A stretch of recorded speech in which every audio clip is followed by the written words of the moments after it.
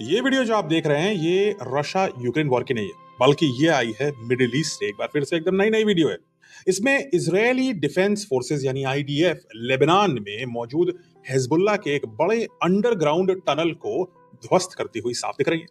Reports के मुताबिक ये टनल करीब 200 मीटर लंबी थी और इसे हिजबुल्लाह एक फोर्टिफाइड कमांड कॉम्प्लेक्स के तौर पर इस्तेमाल कर रहा था। आईडीएफ का दावा है कि इस टनल के अंदर सैकड़ों हथियार, कई रॉकेट लॉन्चर्स और इसराइल की तरफ निशाना साधने वाले कई लॉन्च शाफ्ट भी मौजूद थे।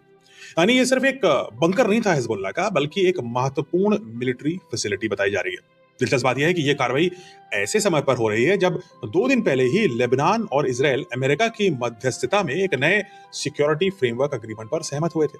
यानी एक तरफ तनाव कम करने की कोशिश चल रही है, एग्रीमेंट साइन हो रहे हैं, और दूसरी तरफ इसराइल ने हिजबुल्लाह के इस बड़े अंडरग्राउंड बेस पर सीधा हमला भी कर दिया।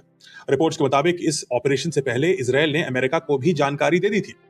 हालांकि लेबनान या हिजबुल्लाह की तरफ से इस टनल में मौजूद हथियारों या उसके इस्तेमाल को लेकर अब तक कोई आधिकारिक पुष्टि सामने नहीं आई है। लेकिन अगर आईडीएफ यानी इसराइल का दावा सही है तो यह साफ संकेत देता है कि इसराइल सीज फायर या सिक्योरिटी अग्रीमेंट होने के बावजूद लेबनान में हिजबुल्लाह के खिलाफ मिलिट्री इंफ्रास्ट्रक्चर जो है उनका, उसको डिस्ट्रॉय करने की कार्रवाई जारी रखेगी।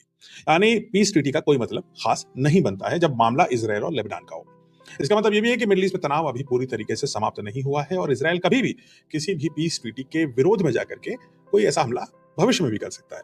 बल्कि आने वाले दिनों में ऐसे और टारगेटेड ऑपरेशंस देखने में हम सबको मिल सकते हैं। तो कमेंट्स आप बताइए, अमेरिका और ईरान के बीच में एक पीस ट्रीटी चल रही है जिसपे बार बार लोग दोनों साइड से तोड़ते हैं।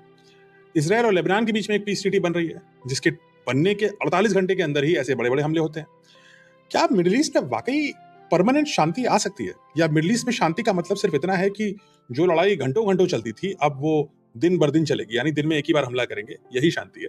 लेकिन संपूर्ण हमला रुकना शायद मिडिल ईस्ट में अगले 1-2 साल में तो संभव ही नहीं दिखता। क्या ख्याल है आपके? कमेंट्स